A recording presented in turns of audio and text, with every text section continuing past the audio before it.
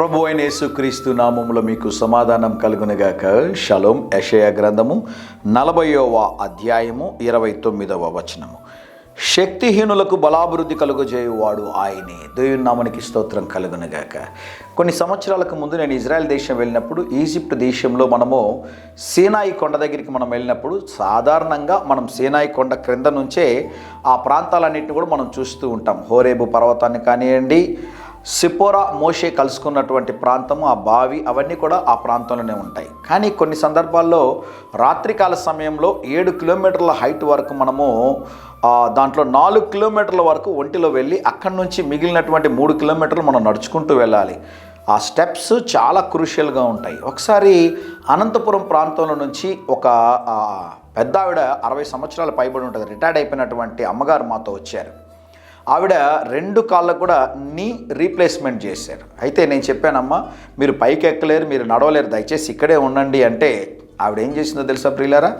మాతో పాటు అంత కష్టమైనటువంటి ఆ కొండను పైకెక్కి మోషే 40 రాత్రులు ఉన్నటువంటి స్థలాన్ని చూడడానికి ఆమె చాలా ప్రయాసపడి పైకి వచ్చారు.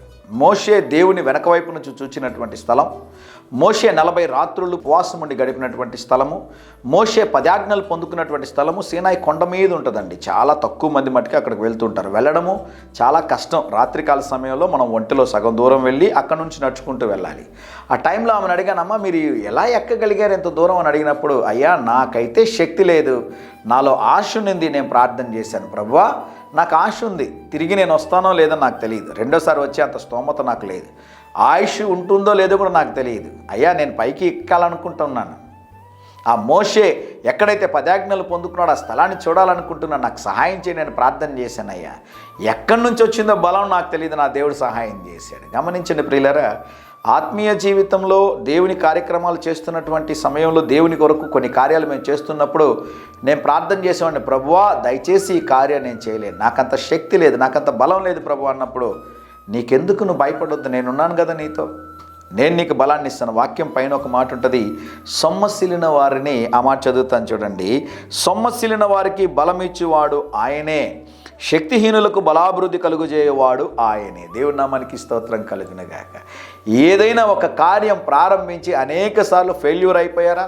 నా వల్ల కాదు అనుకుంటున్నారా? ఇంకా నాకు శక్తి లేదు, నాకు బలం లేదు, నేను ఇంకా ఈ కార్యం చేయలేను అనుకుంటున్నారా?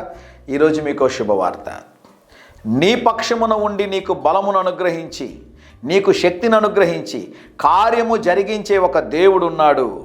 ఆయన పేరు ప్రభు అయిన యేసుక్రీస్తు. ఆయన పాదాల దగ్గర ఈ ఉదయకాలను ఉంచగలిగితే, ఆ ప్రేమ కలిగినటువంటి దేవుడు, ఆ బలవంతుడైనటువంటి దేవుడు నీకు సహాయము చేసి, నీవు ఎవరి మధ్యలో కార్యాన్ని జరిగించలేవని అనుకుంటూ ఉన్నారో వారి మధ్యలో నిన్ను నిలబెట్టి, నీ కుటుంబము సైతము ఆశ్చర్యపడేటట్లుగా నా దేవుడు ఆ కార్యాన్ని చేయాలని ఆశపడుతున్నాడు. రా దేవుని దగ్గరికి, దేవుని పాదాల దగ్గర వచ్చి దేవుడు ఒక అద్భుతం చేయబోతున్నాడు. ధైర్యంగా ఈ దినాన్ని ఎదుర్కోండి. దేవుని సన్నిధి మీకు తోడుగా వచ్చునుగాక. ప్రియ పరలోకపు తండ్రి, ఈ దినం సొమ్మసిలిన వారికి నాయన బలం ఇచ్చినటువంటి దేవుడు, శక్తిహీనులకు నాయన బలాభివృద్ధిని కలుగు చేయు దేవా. మా ప్రియులు ఏ కార్యమైతే తలపెట్టి మధ్యలో ఆగిపోయి ఉన్నదో ఆ కార్యములో జయమును అనుగ్రహించుమని యేసు నామములో ప్రార్థిస్తున్నాము తండ్రి. ఆమేన్, ఆమేన్.